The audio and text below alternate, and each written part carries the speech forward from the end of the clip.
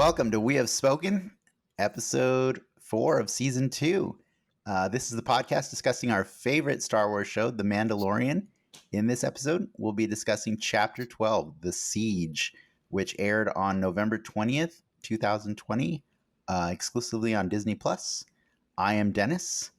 I will be your Aqualish bandit for this journey. With me, as always, is my prequel apologist, Ricky. Hello. I'm pretty sure you're excited about this one today, Ricky. This one's a good one. I know. And we also have a special guest today, my friend, longtime Star Wars fan and comic book nerd. He even took place in a Star Wars competition in Hollywood. He wanted me to tell you that. Frank, welcome. What's a Star Wars competition? Oh man, so I don't even know how I got the invitation for the competition, but it was from Force FX, those lightsabers, that lightsaber company. Oh yeah. Okay, so they sent me something to partake. It was like Mortal Kombat. They're all like, "Hey, come to Jim Henson Studios and take place in this." And they wanted me to do like a lightsaber form, and then I would be announced. I'd be called a Jedi Knight from that moment on. So like in preparation for it, I grew my hair out. I learned like this sick lightsaber form from my kung fu teacher and everything, and it was pretty fun. And I even did my hair, like I cut my hair so that I would have the Padawan braid. Oh my god! So I can cut it off. Yeah, I went hella nerd. And you were 47 when you did that? Yeah, I was in my late 40s. Okay, gotcha. Everyone did the music to like let the bodies hit the floor, and I did like the Star Wars disco, and it was pretty cool. It was a good time all around. Like there was food, and we got to meet the guy that played Boba Fett, and I stole a lightsaber. Like I saw a lightsaber that I liked. I gave them my old lightsaber. I left it, so I didn't quite steal it. I traded it against their will, and I took the Return of the Jedi Luke lightsaber. And I was walking away with it, and this guy that looks like Obi-Wan stopped me, and I'm all like, no, this is my lightsaber. And he's all like, it's your lightsaber? I'm like, yeah, I'm taking it to my car. And he's all like, oh, cool, okay. And I'm like, sweet. Use the force mist or whatever. Mm-hmm. Like for anyone not watching the video version, just to clarify, how old were you when that happened? Oh shit, man, I was either pushing 30 or like late 20s. Okay, gotcha. Yeah. You're still not a Padawan. Well, let's keep this moving. And before we move on, just as a reminder, I have one behind the scenes guest. It's producer Lindsay, who's always given me great feedback on this show and doing the most important job, which is wrangling our dogs so that they don't make a lot of noise during this whole thing. So she is bringing balance to the force, truly. Thank you, Lindsay. Let's talk about everybody's feelings about this episode without spoiling really quick before we get into the spoilery part of this. Frank, why don't you go first? Just let us know how this episode made you feel. It was just good overall. I really enjoyed it. It felt like a main quest to me, unlike the side quests that we've been used to. But it did feel kind of fillery at the same time. And I know those are two opposite concepts there, but that's just how it felt to me. I mean, I'll agree. Like this was probably the beefiest in terms of like the Mando story that we've gotten like this season, but probably out of the whole show. You got a lot of old players, old characters coming back, kind of buttoning up some issues from this last season, but they push it forward in a really nice way as well. I dug it. I mean, I will agree that it was filler. I guess I just have a weird perception of this show because I feel like, while at the same time I always give it great scores because it does entertain me and it immerses me and everything, but I feel like they don't really move the ball forward much ever. And so no.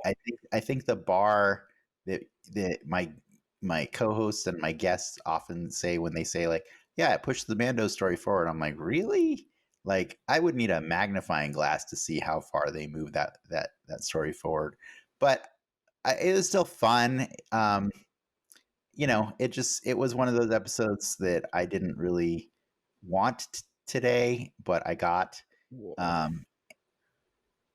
I think I need to talk more about this by spoiling So I'm going to have to get into spoiler territory pretty quickly here. So anybody who has not watched the show, again, thanks for clicking on this podcast, but what are you doing? Like, the whole point of this is to listen to us talk about the show that They just everybody like watching us. That's Yeah, I know. I mean, we're a bunch of good-looking people here, but like, let's be honest. Um, let's go talk about spoilers and just damn anybody who hasn't watched the show at this point. So I'm going to give you a brief recap, really quick, of what I think this episode was about, and you guys can let me know if you agree or disagree. I think this is the episode where Mando took a giant detour to go reunite with season 1 friends. yeah, they're still on Yes. contracts. Got to pay them out. They're still on Correct. contracts. Yes. I think the only thing that was significantly special about this episode is that we got to check in on everybody that was, a big part of season 1. To a sense, you're right. I mean, he could have gone to Tatooine to get his ship fixed by Peli. He chose He could have Navarro.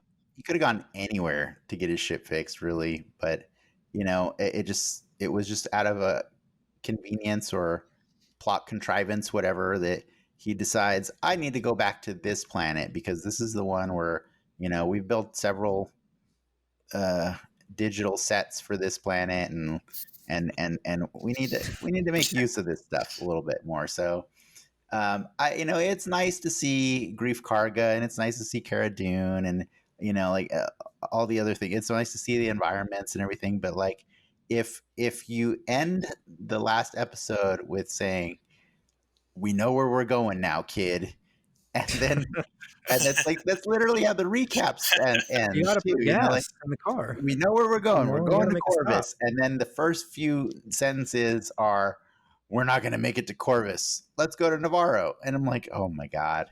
Okay. But in all honesty, I knew, just to be clear, I think we should be talking about light side, dark side at this point, which is our favorite and maybe favorite moments and maybe the ones that missed. And for me, I'm like, that's what I was trying to get at, is it just felt like, I mean, it was clear once, because Carl Weathers directed this episode. You're not going to have him direct the episode and then he not be in it. I don't have Right. a problem with him being in an episode of The Mandalorian. I just have a problem with him being in an episode of The Mandalorian that doesn't have anything to do with going to see Ahsoka Tano after you said in the last episode, we're going to go see Ahsoka Tano. Now, let's make this clear. Episodes. Let's make this clear. I was talking to Frank about this earlier this week. We already knew, just looking at like who was directing, who wasn't directing, who wrote, who didn't write. We already knew, like, by Monday of this week, that this was not going to be an Ahsoka Tano episode, because that's how this show is. This show, every time they give you something that feels substantial, the next episode is completely left field. Like, and I get it. I still like it, but yeah. But at the end of the day, like Kelly was saying, last week's episode was really special to him because he got to see so many stormtroopers died. That's literally all this episode was just watching stormtroopers die. Part 2. I mean, without this episode, what would Horatio Sands be doing this year? Frank, why don't you give me a light or dark side just to roll with for a little bit? So the Razor Crest lands in Navarro, right? And Carl Weathers is all like, "Hey, let's fix this thing. I'll get my best men." And then he just happens to see two guys just right there. He's all like, "You two are my best men. Why don't you go fix that real quick?" And he doesn't ask him any questions. I don't think he even calls him by name. He just says, like, "Fix him." No. And I even thought one kind of looked like Maz Kanata-ish. I thought that too. He looked at from a distance. Yeah, from a distance. And then once we saw them, they were not so Maz racist, Kanata guys. So racist. Yeah, well, the other guy had that. He had the same chest piece as the guy from Rogue One. His name's slipping me. The gunner guy, the heavy gunner guy. Oh yeah, I forgot him. I call him Fridge because he looks like one of my fat friends. Um, Nice shout out to Fridge. yeah, Yeah. shout out to Fridge if he's watching. If he wasn't listening before, he better be now. For reals. But yeah, so they're his best men, and I'm all like, I don't know if they're his best men. But then, like, I don't know, to kind of spoil the ending, the ship gets fixed in like 2 hours. So those guys were definitely that guy's best men. So Yeah. that's pretty cool. Yeah. And to be fair, like, I know that they did some shady stuff and one of them put a tracker on the ship, but like, let's give credit to Moff Gideon. Like, he's a resourceful guy. He knows that Mando clearly made allies out of the people here on Navarro. And so, it would be in his best interest to pay somebody handsomely to just be there in case Din comes back, So I get it. I'm not surprised by any of that. Like, it was just Those were a lot of repairs, though. That ship was falling apart. It was like flapping in the wind. Yeah. Like, how long was he on the last planet? Like 2 days as well? I don't know. And the Mon Calamari dude just like janked up his ship. Yeah. And these guys had 2 hours. I mean, they were very effective for sure. Yes, so they did fix it. But I mean, what about that did you like or dislike? I mean, or were you just really impressed with their ability? Both. I'm impressed with their ability, but I'm also not impressed with Grief's I mean, ability to vet his staff. His ability to vet his staff, or even like his ability to choose his best guys. Like, his best guys just happen to be there. I don't know. It's a sketchy town. It kind of got a little better, but there's still some sketch to it. Well, I think that's a good point you brought up, Ricky. Like, why don't you guys talk about that? Like, because I think, I mentioned that we checked in with all the characters of season 1, but it wasn't just the characters unless you consider Navarro, the planet, a character in the story too. And like, there was a lot of updates to that planet. Yeah. Again, I talk about it like every week, but like showing rather than telling. I think Navarro is a totally different place visually. I was always kind of bummed out last season because it just felt like Tatooine again. Mm-hmm. But now it kind of has its own little distinct character. They have like the IG-11 statue, in the corner for thanking him for saving the town. Yeah. They have, some sort of market going on. Like, there's people living, thriving there. It's no Pisana, but it is definitely more of a bustling market than it was. Yeah, and there's also crime still trying to exist, but we have Marshall Dune, which I think that's cool how we established the concept of marshals, in the first episode of the season, and now we're carrying that through with showing where Cara Dune is now, and she's just wrangling up those Aqualish bandits. Yeah, there's no Miranda rights on Navarro still. That have taken and they've taken over the covert, right? Which is the last, so it's kind of an evolution of the covert as well, as what happens to this amazing space once it gets emptied. I'm surprised Mando didn't question that at all, though. You would think that would be the first thing? Like, he's on a quest to find Mandalorian. Like, oh, let me check on my buddy. In fairness, that guy had 5 minutes before Baby Yoda was in daycare, and they were pitching a job to him. Like, he was, it was fast, and like, it was too fast. I did they mentioned the lava tides again. That was kind of cool attention because they had the lava tides. That was a big thing last season, and then they mentioned it to threaten poor what's his name? Mithril. Mithril. Yeah. Yeah. Which was weird to me too. Because like, they're like, okay, you can stay out here, but let us know when the lava tides come. And so it's like, well, the speeder's out there. Like, what happens to the speeder when the lava tides come? Does the speeder float above them, or they're all like, right? It's not lava proof. This door panel's not lava proof. Material trash. Like, neither is your speeder or you or your guy. Like, but it turned out that my concerns for the speeder didn't matter anyways because it got wrecked. So whatever. Oh, you mentioned the daycare. Oh yeah.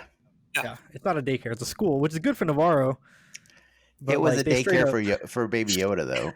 Like, he's not He's not there to learn. Imagine being a preschooler, or not even a preschooler, they're like first, second graders, and some dude just drops a baby in your class, an alien baby. Well, okay, the concept of alien baby, that's weird considering it's Star Wars. But also weird was that all the kids there were human. Yeah, that was a little racist, I think. What a racist school. Yeah, that was One strange to progress at a me. time. Yeah, But they had a 3PO unit teaching, so that was pretty cool. That's Yeah. progressive, right? it The is. concept It art is. showed a human teacher. Yeah. But it was nice to see the bar has been repurposed as something, like good for the community, like with the school, and you get to see, the marshals cleaning up everything, and Grief's, having, I guess, his business is booming, but it's nice to see that Grief isn't entirely like he's sticking with the good. He's trying to be morally on the right side of everything, or the light side, I suppose. So the two of them seem to be running things pretty well, and Navarro's turning into a nice place I for didn't feel like for Grief was outer being rim like people. nefarious with anything there. Yeah, He for felt sure. legitimately honest in what he wanted and what he was doing. And we got Yeah, to see Baby Yoda do more evil shit, like in this this time around. Episode 3 or 2, he's eating babies, the last of their kind. he's And this eating unfertilized eggs. Oh, he did eat one baby. You're right. He did. one baby, Yeah, and then now he's stealing macaroons. So like macarons. to me, those green macarons are. I bet you they're made out of babies. They're made out of like baby thing or some kind of animal that Yeah. attracted Baby Yoda to it. Yeah, I actually really liked his little side story going on in this episode.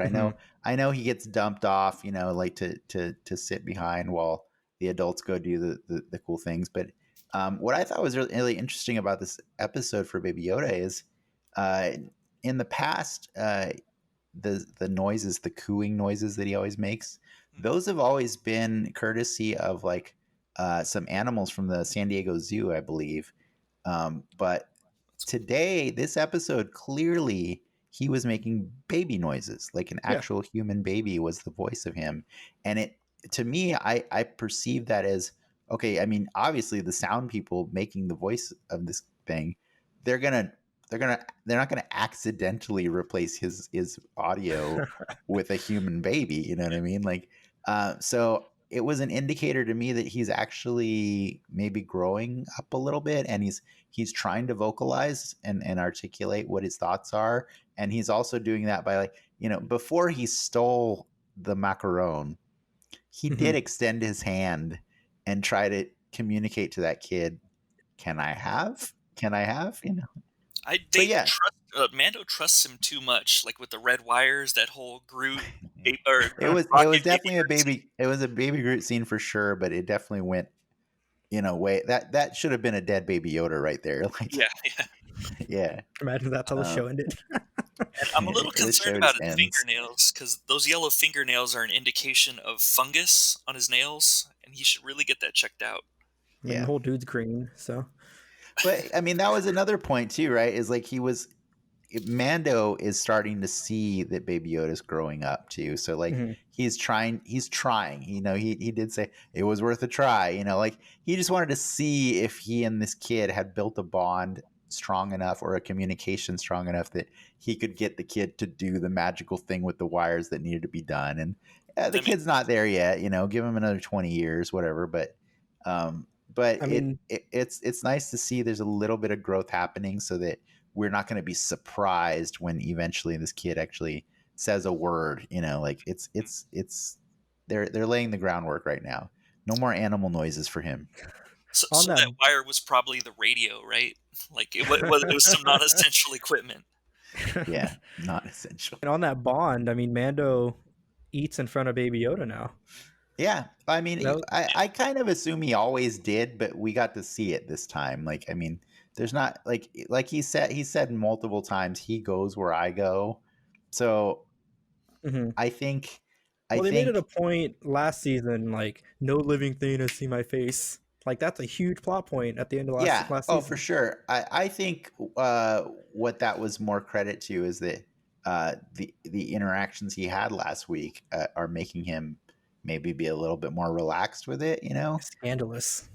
scandalous. I mean, It's like like, the guy's realizing, hey, I got to eat, man. This look at my this mask is lips, coming Baby off. Yoda.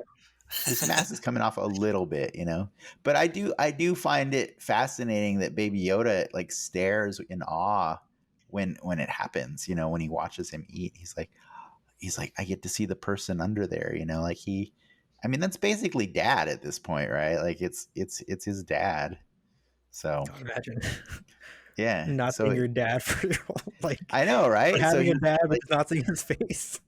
yeah, they have really good interaction for two characters that you don't get to actually see a real person out of. You know, like one's a puppet and one's a stuntman, and they do have pretty good chemistry. I will say.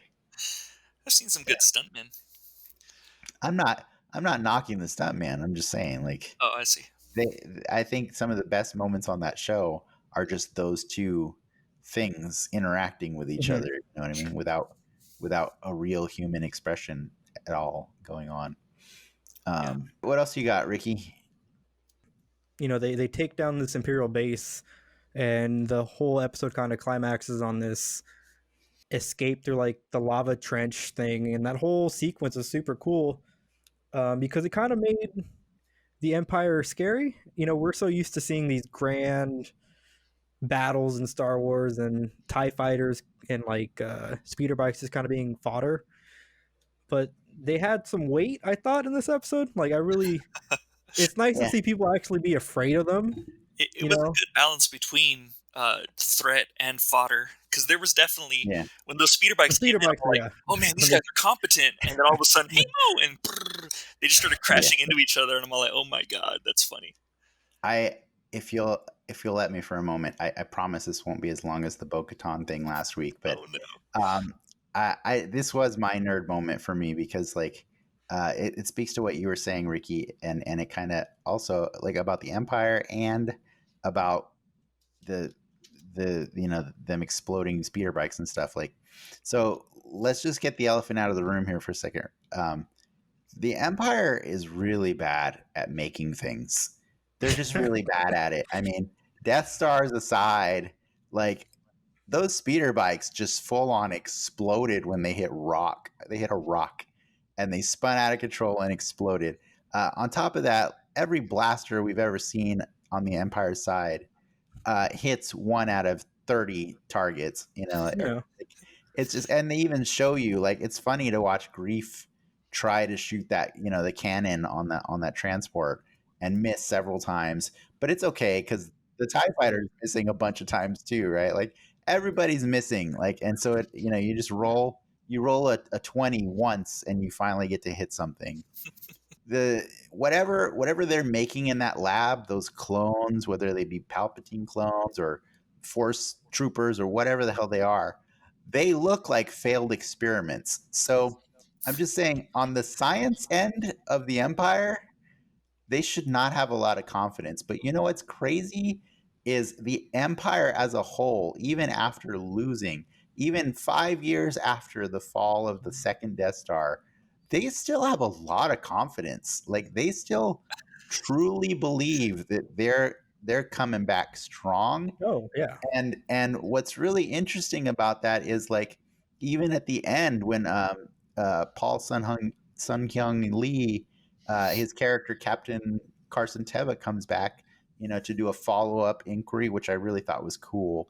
Like he's doing it because like he's trying to make sure that the Empire doesn't come back. So there's people on the rebels side in positions of authority that are trying to like nip this in the bud because the Empire is still very scary after all this time. Mhm. And we know, that this is all shadows of the First Order to come, right? Unless Yeah. they unless they retcon that one day. That was pretty Um, cool though. I did like how they had both X-wings there. So I guess maybe Dave Mhm. Filoni was in the can or something during that scene. Like he had to go to the bathroom. Trapper Wolf Yeah, Trapper Wolf. had to take a deuce. Yeah, had to use the The funnel. laboratory. Yeah, the funnel, The whatever. he had to make some gray really quick. However, aliens go to the bathroom. Um, The gray tubes or something like that. Yeah. but if we're talking about cloning, I know how nonsensical the Rise of Skywalker line, where it was with dark science cloning, secrets only the Sith knew. But like they forgot about the Clone Wars. But that aside, I um, know, right? Yeah. um, during my second watch through of the movie, I just kind of had it on in the background. The second watch through of the episode, I heard Snoke's theme. It's got this like low Mhm. tone Oh, theme, definitely was there. and so I feel like they're trying to bring some kind of like validity to this whole cloning and this whole Snoke thingy. Yeah, well, I mean, I think we talked about this first season, and I think this has always been Dave Filoni and John Favreau and Disney's agenda, right? Is to through good storytelling, like The Mandalorian, uh, if they can make all the bad things at least somewhat credible, at least tolerable because they add to the canon, then it's a win for them, right? Because like when Disney dropped what like $5 million to buy Mhm. Star Wars, they didn't just do it to buy 3 movies. No, they did it to buy all 6 movies, Yep. in with the intention of making more movies and with the intention of finding a way to make people fans of the prequels, even I if mean, they they made weren't. it. They definitely made Star Wars more accessible. Yeah, You don't have to go deep in the hole with all this stuff to kind of understand what's beyond the Skywalkers. And I think The Mandalorian does a really good job of yeah, easing you into these ideas and concepts. I mean, they're space Nazis. Of course, they're going to be doing crazy ass experiments. But now you kind of get to see peek behind the veil, of yeah. what they're actually doing. I think So the real key though to cloning is urine, because these jars were blue, and if you look in Rise of Skywalker, those Snoke jars, they were yellow. So it's got to be some kind of like force user urine that they keep. They just store You're in assuming exile. all or space or pee is the key yellow. to cloning is not having empire scientists do it and Oh, outsource that job to the Nemoidians, right? Like yes. Wasn't that what that guy is? was it the Nemoidians on on No, the Camino? Is that or No, that's the are they Camino Kaminoans. but Yeah. that's Caminoans? what Yeah, that doctor yeah. is, right? No, That's he's human. Or were you talking No, about? that's a human doctor. no, I'm saying, but he's from Camino. He's from that lab. What? Is based on his his getup. He's not an Imperial I dude. think he did have the symbol like on his Yeah. arm. It has the Kaminoas, Well, the cloning he's not, symbol. he's definitely not one of the aliens from No, No, Attack of no. the Clones, or Yeah. in Close Encounters of the Third Kind or whatever. probably. Maybe he takes off his mask and like Total Yeah. Recall just comes off. They He couldn't get him in their agents. just So unzips his skin like in Cats. Zzz, he's like and then his head pops up. Yeah. I can't believe, even after I gave you that amazing setup, Ricky, that you just still have not mentioned the thing that I know oh, you brought you you wanna joy. you wanna just do it? I want you to just do it. I want to hear it from you. They Like, said kinda the M word. they You know, basically said M they word. basically said midichlorians, which, like Dave Filoni, or Lord and Savior, has said or done before, he takes all of Star Wars and puts it in this show. He doesn't And favor one thing or another. he finds a place for it. And sometimes a place for it is all the way in the back of the drawer, where you don't have to remember it, but M count is good enough to get the sentence to finish. But it makes I liked it because it made sense. So you kind of always knew or had an inkling that they were going to be using Baby Yoda for something. They were obviously doing tests on him in the first Obviously, season. they were doing that. Yeah, Yeah. Yeah, and it's like, why Baby Yoda? There's other Force things out there. I was not Why just about him? to add. not baby things though. I Like, was just about to add like a conspiracy theory about chasing down Ahsoka, but I'll let you finish your thought before. But like to that, yeah, it's the same point. Like they obviously need a test for something, you know. I And we think, have that thing in Star Wars already. yeah, We I already have think that midichlorians. I think just to be clear, this is not to dismiss anything you're saying, but like, um, I think the answer to that question is why Baby Yoda is because we don't know crap about that species, and uh, so John We don't even know Favreau, the name.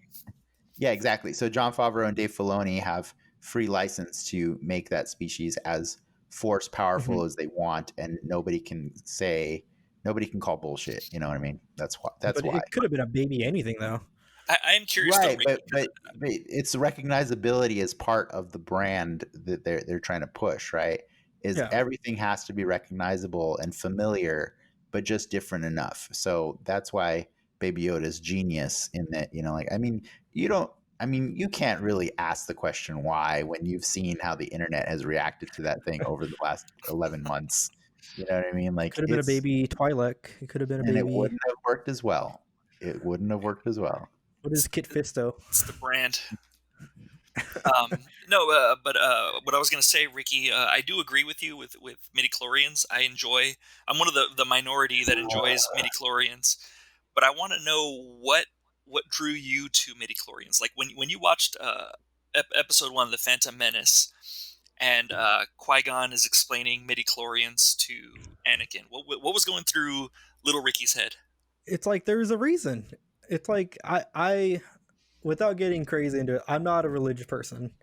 And it was nice to see them kind of in this world of quote unquote science, you know. Mhm. There was always these sorcerer Jedi people, and that kind of never really stuck to me.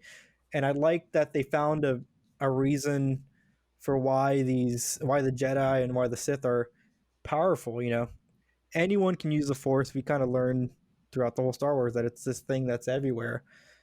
But certain people are more attuned to it. Like it wouldn't really make sense on how someone could I don't know how like Luke, Darth Vader's son, is force Wait, what? sensitive. You know, This whole time? like it's a trait you can pass on. So obviously there's something genetic within it. Sure. And I think metachlorians kind of gave this cool little answer for those that choose to acknowledge metachlorians. And it's cool to see them bring that back into the Mandalorian. I'm glad that you got your midichlorian reference. I'm also really glad that they didn't say the word because my entire problem with the word is it looks like George Lucas found the word mitochondria in like a biology book and tried to The just powerhouse of the cell. tried to change it slightly. You know what I mean? To be, but in the process, it ends up sounding like something with I mean, chlorine in it. that's every Star Wars name though. Yeah, for reals. Yeah. Luke Skywalker. I need to know what the fire ferret is called in Star Wars because if it's called fire ferret, Avatar fans are going to have some problems. Like, Yeah, there's gonna be some beef for sure. Back to the cloning though, that gave me some serious Jedi Knight 2 vibes. If you guys remember, or if you guys even played it with Kyle Katarn, Mm. they had like a little like a little clone, like a it had like non-force users. They can go to the Valley of Spirits or some crap like that, and they can get the force from it. But that facility that they invaded, that they sieged, looks like the facility in the game. My gotcha. kind of like pie in the sky theory is that the Empire is going to try cloning. Well, obviously they're trying cloning, but trying to clone a new army. Yeah. Yeah, And because Force troopers is what my but thought was. there's that line at the beginning of with the Force Awakens where I can't remember her name. Donald Gleason says, you know, we should have used clones or something when Finn escapes, Mm-hmm. and this could be like their failed attempt at trying to do that.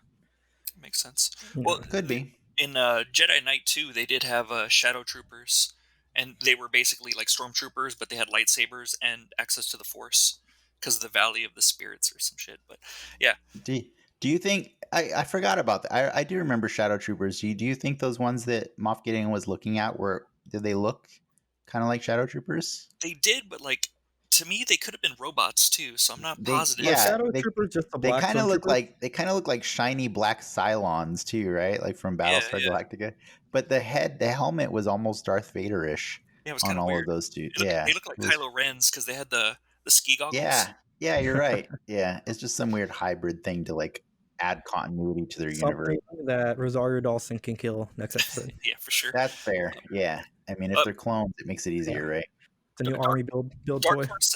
Dark Horse also had like a Sifo-Dyas comic where they put Sifo-Dyas in a jar like they did with Grievous the Pea jar, and they drained his blood, and they tried to give it to Grievous to see if he can have the Force, but it didn't work. But they, as a consolation prize, I guess they gave Grievous Sifo-Dyas' lightsaber. That was like his first lightsaber. Nice. But that's not canon anymore. So Are there any other high points or low points that we missed, or should we just talk about all the other midichlorians of the episode? we can get into midichlorians. You know what I missed? I saw Cara Dune's tat, and I was like, is this the first time I'm seeing her face? Because I don't remember her chola tat. I actually had to go. I had to go I don't back. remember it either. That kind of caught me off guard. Was it there? I think the Rebel. It's, It was there, right? It was yeah, there it was before. there. Yeah, yeah. I thought it was. So it was super weird. I do not remember it. I have no memories of that. And I had to go back and watch a couple episodes, fast forward to those scenes, and yeah, she has the chola tat. You know what? But before we switch over, that is another high point of the show. Is like, as going back to the check-ins of all these characters, I did really enjoy seeing Cara Dune, and I enjoyed that little interaction she had with Captain Carson Teva at the end, where he was trying to real hard to recruit her because she's got a great record of serving, She got the face tat. But she's also got that, she's still haunted by Alderaan, which is really cool because like that question he asked, like, oh, did you lose somebody?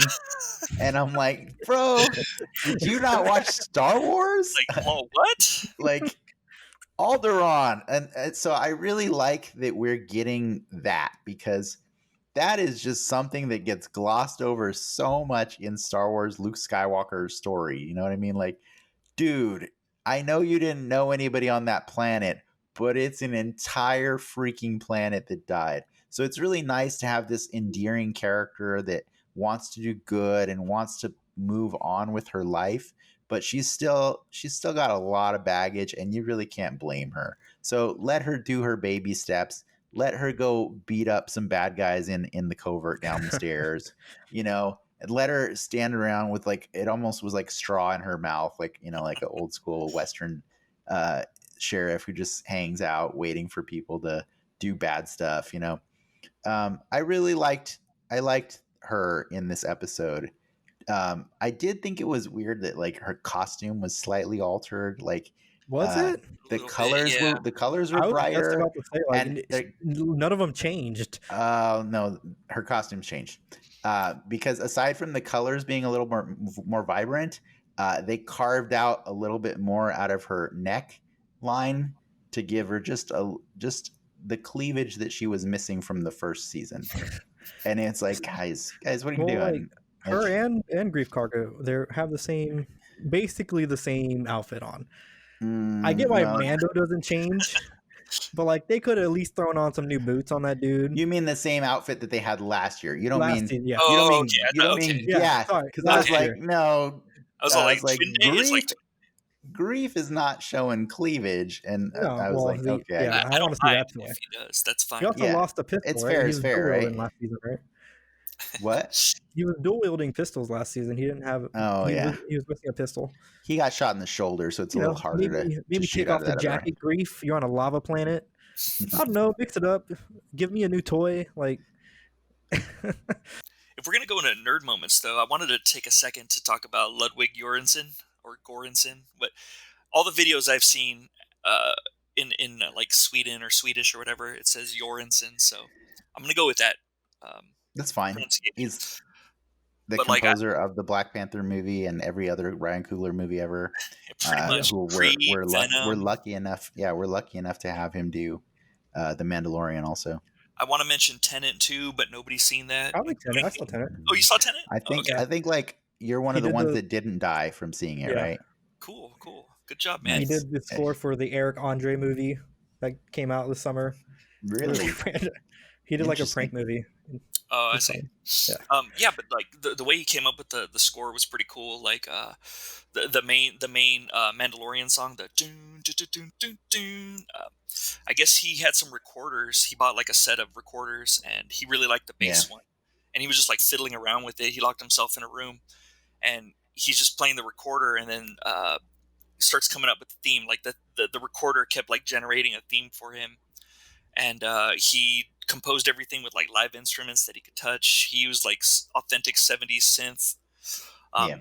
It's also interesting if you go to Spotify and you listen to the Mandalorian song. There's about like 40 to 50 seconds of just him going off on recorders. He's like he's playing different kinds of recorders, and then after about 50 seconds, it goes into the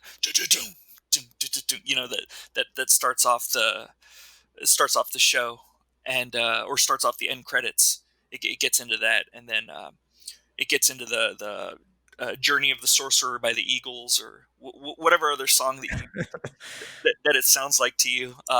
It gets into that, and then it goes to the HBO theme, and then Rocky, and then it has a bunch of those little tidbits in it. But it all starts from that whole the whole just the recorder theme. And you Yeah. can hear that a lot in this episode. Like when you see Mando doing something kind of cool, like you hear that little trill of the recorder, and I always thought that was interesting. I think this guy's going That places. dude, he has a blank slate for anything Disney Yeah. related, or blank check. I will say a credit to the music and the visuals and stuff as well, I guess. But like, what's really funny is when on my second watch of this, I was watching it with producer Lindsay, and it's really cool because like that moment, like towards the end where the Razor Crest shows up, and I'm sure Nas, our guest from episode 1 of the season, was super happy because he actually did the thing. He went and got the Razor Crest and came back and blew up all the bad guys, right? But Yep. when it happened, Lindsay exclaimed, "Well, where did he get that?" And I said to her, "You didn't notice it, but he actually left earlier. Like they showed it. Yeah. They showed him leave earlier in the episode after they had set off the She started says, the "You go reactor your path to if you engine." fly." Yeah, yeah, yeah. Carradine says that. He totally dipped out, and then there was this amazing action sequence for probably 5-6 minutes going on before he shows up and saves them all. And so I thought that was funny because I told her, you didn't notice it because you were immersed, because like everything that was going on in front of you made you forget that you were watching the Mandalorian without a Mandalorian in that scene. That's impressive, and I think a lot of that is the music, and I think the other half of that is all the crazy nonsensical visuals that we see, like Mhm. two scout troopers completely wrecking into each other without even any help Yeah. from the good guys at all. Like none at all. It makes you forget that why didn't Mando just fly into the hole to begin with? Yeah, yeah. That kind of But cracks it me was up too, like when they're crashing. Like when Cara Dune does it, she just has this weird smirk on her face as she's Mhm. crashing and destroying their speeder. And then like you see Grief and you see Mithril, they're all like they're like screaming, and she's just like, "This is like a typical day in Yeah, Cara that's Dune life."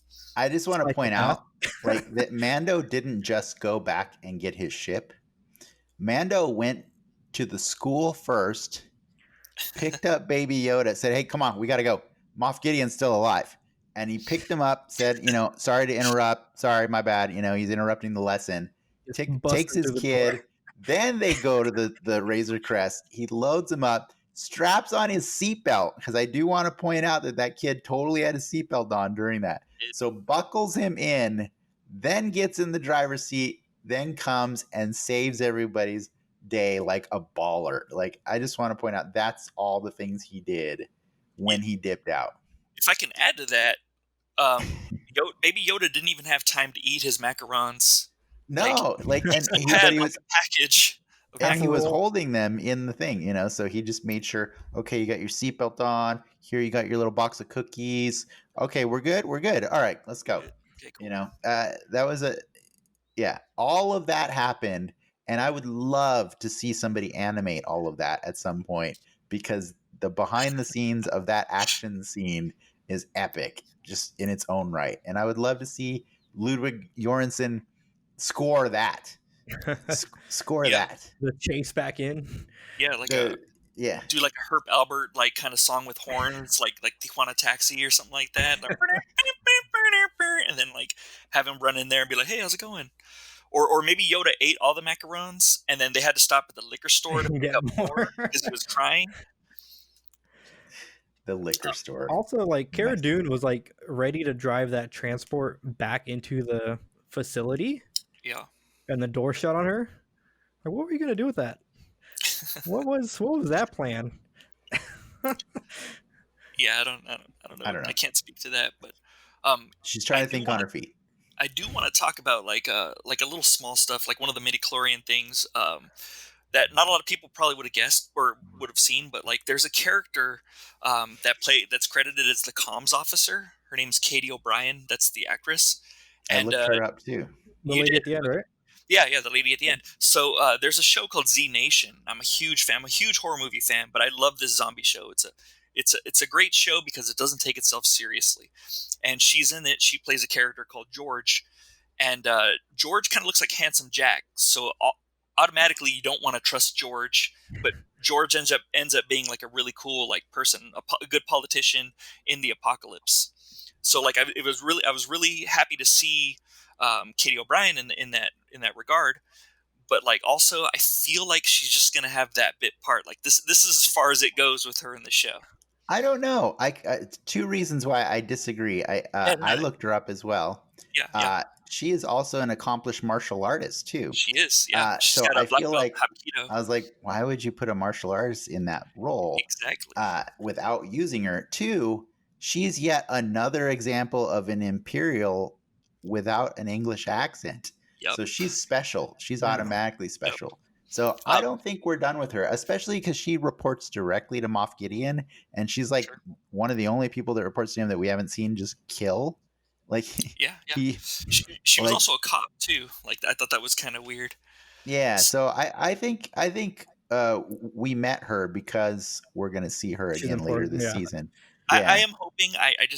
I'm kind of expecting not to see her, but I'm hoping to see her because Well, you're gonna see her die, but well, that's fine. Like, but I thought she'd be really good as like a foil to Cara Dune, like a dark foil to Cara maybe. Dune. Yeah, That'd be great because I she's also a bodybuilder too. yeah. Since we're I think we've officially moved into the midichlorians. I do want to point out something else about that and Cara Dune and everything. Like, my wife pointed this one out, and maybe they'll write something to close this gap. But like, it is quite a convenient plot hole that the base that is meant to design all these or I mean engineer all these clones, force clones or whatever. It just happens to be on the same planet that like they contract out the bounty to go get Baby Yoda.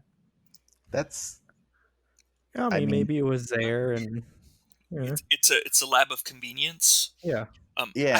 have another theory too that when they say this is the way, it's a reference to the Milky Way, and then they're talking about how it's Earth, so it's going to be Earth because the planet's Navarro, right? So that's after Dave Navarro from the Foo Fighters. So Dave Navarro takes over the world, planet Navarro. This is the way, Milky Way.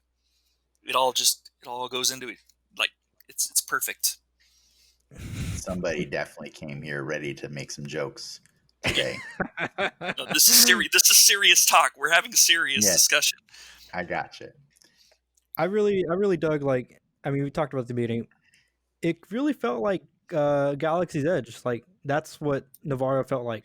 That whole, if you ever been to Disneyland, Star Wars Land, that's the vibe I got from the new Navarro. Still kind of sketchy, kind of cool. I hope, like, Disney, it's like pie in the sky dream, like, they'll record part of an episode at Galaxy's Edge to kind of really lock in that world. I mean, Because it is honestly, canon. I feel like you're being impressed with New Navarro, and completely overlooking the fact that it just mostly looked as bustling as Mos Eisley did in Sure. the original Star Wars movie. Like that's what it looked like. It looked like a thriving market now. I didn't see no school there, Mos Eisley. Yeah, because they didn't go into the school. They didn't go to the school. Yeah, Like, the building was probably there. yeah. I mean, remember, the only reason you got to see the school is to drop the kid off so that they could immediately dump a new job on Mando. Actually, that reminds me. So they can also talk about the Acadiz maelstrom that they went through in the Kessel Run on Solo. So they're bringing legitimacy to Solo there. So it was a fine movie. It's okay. Sure. Moving on. Moving Solo on. exists. Another thing I thought was cute about the episode was like the number of member berries that were there. Like there was a lot of things that were just like, hey, look, remember this? Like, or hey, listen, remember this? Like from the very beginning of the episode when the engine fails, like that noise that the engine makes. That's totally an old Star Wars noise of Luke's X-wing failing, or the Millennium Falcon failing. I can't remember which when one. they go into hyperdrive and it's all meow, meow, meow, meow. Yeah, it was the Falcon. Cool. They did that, and then the Walrus Men that I like to call them back in the day, but they were actually the Aqualith bandits. Panda That's Baba. a little nod. Yeah, it's a little nod to Panda Baba, the dude that gets his arm cut off. Are those teeth in front of him, or are those like? Man, I always thought of him like a frog, like that. I always thought it was throat thing. a butt chinian, like Men in Black with the ball chinians. And then like the other thing, that visual candy we got when they were powering down the reactor, it looked exactly like when Obi-Wan was trying to remove the shields from the Death Star in the first movie. And no guardrails, spitting in the face of Russia. And speaking of which, when that trooper goes over the edge and the scream he lets out, I know I've heard that scream before. That was a hilarious scream. Star Wars scream number 3. Yeah. and then the best one that they just keep leaning into it, which is that transport that they end up driving. They steal that vehicle. Do you guys know what that is? It's a reference to the Marauder. Mm-hmm. Well, it was from last season, right? It is, but do you know what that's a reference to? No. Mm-mm. No, that is the Imperial troop transporter from Kenner. What happened was Kenner was getting desperate after, I think, Return of the Jedi, or in between one of the movies, and they started making vehicles that were not in Star Wars because they wanted to sell more toys. And so they made this ghetto toy that all it does is it just carries stormtroopers. And like they even show the way it carries them in the season 1 episode when it pulls in. But it's just funny because like it's this vehicle that never existed in actual Star Wars canon, and now they've twice made it a legit. Well, it's like they probably didn't sell enough of these last Christmas, so like we got to revisit it. They definitely re-released them. We got to make it cooler. last year after it made its appearance. For sure. And they still put the Kenner label on there, even though Hasbro owns them now. To add to your member berries, too, like they did the shot from episode 4 with the Star Destroyer on Moff Gideon's ship. Yeah. Oh, yeah. That looked like a model, too. That was really cool. Yeah, totally. Undership shot. There's so much familiarity going on the whole time. Mithril's talking about carbonite, how he can't see out of his left eye. Yeah, he's got carbonite poisoning, right? Yeah, I thought that was funny. I was like, dude, that guy's blind in one eye, and they're just like, they're not even caring about that. Yeah. And I'm thinking to myself again, what is the deal with disability in Star Wars? Like, why has he not gotten a new eye? Like what the hell? Because that adds more years to his sentence. Doing dangerous shit takes away years. Getting. I mean, the only person we've seen with like prosthesis would be Anakin, Luke, and Darth Maul, right? No, what about Lobot, bro? Lobot. Don't forget Lobot. That might be cosmetic, though. Like maybe he just. Yeah. What if he's listening to fat beats in those headphones? I hope Lobot was not by choice, dude. I'll say seeing Cara Dune fight is we haven't really seen a brawler type fighter in Star Wars. Maybe aside from like Chewie. Other than Cara Dune, you mean? Other than Cara, sorry. Well, yeah, yeah, like someone that grapples and she doesn't lead with her gun, and I think that's kind of cool. Like she's definitely like beating I down dudes. I think she's a great addition to Star Wars in general. Like I think every time she's on the screen, even if she can't act worth a damn, like she's not like she can fight, and she can fight really well, and she's got a lot of personality. Like I was actually saying that today when she was fighting and doing all her action. I'm like, dude, she adds something to Star Wars that we have not seen before. You ever So seen yeah, Haywire? of course. Okay. Just to be clear, I have a picture with her with Gina Carano giving me a chokehold. Oh, It's somewhere. She was doing it just for fun in the picture, but seriously, she applied a lot of pressure on accident to me, man. Like she's just accidentally strong, like she could she's awesome. she's really imposing too. Like Yeah, the fact that she's as tall as most of the guys on the show too, or at least appears as tall as most of the guys, yeah. makes her like have a really intimidating form. That's awesome. That's the only thing. The only reason I think that maybe Katie O'Brien is not meant for her to fight. Like, Mm. you know what I mean? Like, Well, you got the heavy versus that's terrible to call it heavy. You have the brawler versus like the quick person, right?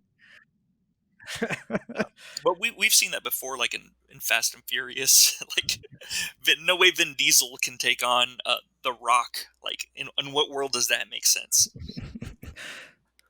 Different In universe. every respect. Until they verify my Milky Way theory. This is the Milky Way. I have a theory also, and it's that if you appear in more than one Star Wars story or more than one episode of The Mandalorian, you're guaranteed an action figure. Because they just started selling a bunch of action figures from season 1 the other day. I'm calling it Mithril and Captain Carson Teva. They're getting action figures now officially because they've made substantial contributions to 2 episodes now. So it's happening.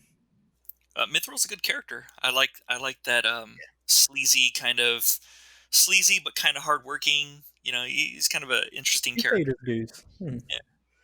I like when he just expels mist when he sees the Mando. I'm not sure what that was, but I think I'm supposed to take it to mean that was gross. Like, I think that was gross. Like maybe he crapped his pants or something like that. He made me ink. Yeah, he made me He's ink. releasing spores. Yeah. Or he might be trying to breed with Mando. I think we might be winding down right now, guys. So this is your last chance to get any other things that you loved or just thought were silly out there. Speak now or forever hold your peace. Their love of violence. Cara Dune, when she mashes the speeder against the wall, says, and I quote, "Woo!" And Grief, when he's shooting at point blank with the turret, he's shooting point blank that stormtrooper. He goes, and I quote, "Ha ha ha." I just want there to be an episode where it's just like an intervention. Kara, you're going too far. You're going too far with the violence. They're definitely enabling each other for sure. It's not a great relationship, the two of them hanging out. They're just killing everybody and then checking to make sure they were bad afterwards for sure. And then laughing about it. No, they laugh first, then they check to make sure they were bad afterwards. Yeah, makes sense. Yeah. I think we got to wrap this up, guys. So wrap it up. Yeah. Before we rate this really quick, do we have any predictions for next week? Ahsoka. I think we get Ahsoka at the end of that episode. He's gonna have to fight through a lot of side quests to get to her. I feel like. We've had how bullshit would that be if he just shows up and she's right there? He doesn't know where she's at. She just knows that she's on a planet. The Force. He's pretty fast at finding it. Just as a reminder, do you know anybody that looks like me? 5 minutes later, he's talking to Timothy Oliphant. He doesn't know what she looks like. Yes, but he has her actual name. That's more than he had last time. Like, Yeah. he has her actual name. I promise know. you, we're getting Ahsoka through For a most. Jedi in hiding, I wouldn't want a lot of people to know my name. Next week's episode is written and directed by Dave Filoni. Yeah. He is not just going to just have Ahsoka show up in the last minute. No, it's a whole episode with Ahsoka. Maybe he uses Baby Yoda as a dowsing rod. Like, We still got 4 episodes to go. there she is. Yeah, and we still Yeah. have an entire episode to dedicate to Bill Burr at some point. So we Is he can't be back waiting. this season? He better be. That's my prediction. Is I need more Bill Burr in this show. I want a Bill Burr toy. For You reals. can't do it unless you have a second episode with him. That's the rules. This is Yeah, the Milky Way. that's the Dennis rule that I just made up. Is that you have to have 2. You can put that head sculpt on anything. Mm-hmm. On a Cara Dune body. Yeah, sure. That'll be a lot bigger than Bill Burr. All right. Edit that one out, please. I'm not editing it out. What do you guys think? Let's go. Let's start with Frank first. On a scale of 1 to 10, what would you give this episode? I'd have to give it 8, and I think the only thing, like, it's got the visuals, it's got the music, it's got the world logic, and just the world in general, but it suffers in plot and in acting. Definitely, Cara Dune brings it down, and the plot is just your standard, go do a thing, Mando kind of thing. And then he with doesn't a even little get bit of paid comedy. for it. At Yeah, the end, they're like, "What do I owe you? Nothing. We're good. I'm out. Bye." Nothing. We watched Baby Yoda for you for 20 minutes at the school. So I give it a solid 8 right now. As of right now, without any other episodes and without the benefit of hindsight. Mm-hmm. I'll go 1 up from you, Frank. I'm gonna give it a 9. Ooh. I thought it was a solid round episode. I expect nothing less from the person that got their validation. It had the one thing I wanted. pounds. No, but I mean, aside from the Midichlorian thing, like it was a nice round, contained push of the story forward. But they didn't really waste any screen time on this episode. It was a solid 39 minutes, and I felt happy watching, and I felt content watching. I didn't wish it was longer. I didn't wish it was shorter. It was like the right, perfect chunk of Mando for me. Here's good acting too. Here's what happened in the plot, just to be clear. Yeah. Mando found out Moff Gideon's alive. Yep. The thing that the rest of us have known for about a year. But he looked cool doing it. I'm just saying that's what happened in the story. Like, if we had forgotten that Moff Gideon was alive, we even got reminded last week when they showed Moff Gideon was alive. You know what I mean? Like, did anything really happen? Did you really think that they weren't using Baby Yoda to make weird? They set the trajectory for them to meet again. They put that ball in motion. That trajectory was already in play like last week too, when they reminded us. You know what I mean? Like, they reminded us that Moff Gideon is the bad guy. But now he knows where they're at. But also in the larger Star Wars universe, like we possibly know that Snoke was cloned at these labs as a failed experiment, possibly. Yeah, or it's not Snoke. Or it's not Snoke. Yeah. Yeah, it's that part is that part is still hard to tell. But yeah, I'll concede that if it is Snoke, then cool, we got that tiny bit of information. But like really, a Prometheus. But Mando doesn't care about the First Order and Snoke and all that stuff. Sure. So you know what I'm saying? So as far as his story is concerned, he found out the thing that we learned a year ago. And that's why I honestly, like, I didn't think I would do it, but I'm gonna give this one a 7. Just because he's good degrees. I was entertained. I honestly, my favorite part of the whole episode was when the 2 scout troopers totally just T-boned each other and blew up without any help from anybody. Like, they just, oops, like it made no sense at all. But it was hilarious to watch, and it entertained me. And like, I did really appreciate the fact that my wife didn't even notice that Mando was so embarrassed by this episode that he dipped out a while earlier and only to come back at the end and fix things. Like he probably was like, man, they're using the M word over here. I got to get out of here for a little while, take a break. They on a side note, I believe they've only released one trailer for this season, and then they used tiny snippets of that trailer to advertise for the smaller bits. But I think every scene from the initial trailer has been shown, which is exciting because now there's no, at least on my end, like it's an open door on That's where this spicy. thing's Yeah. going.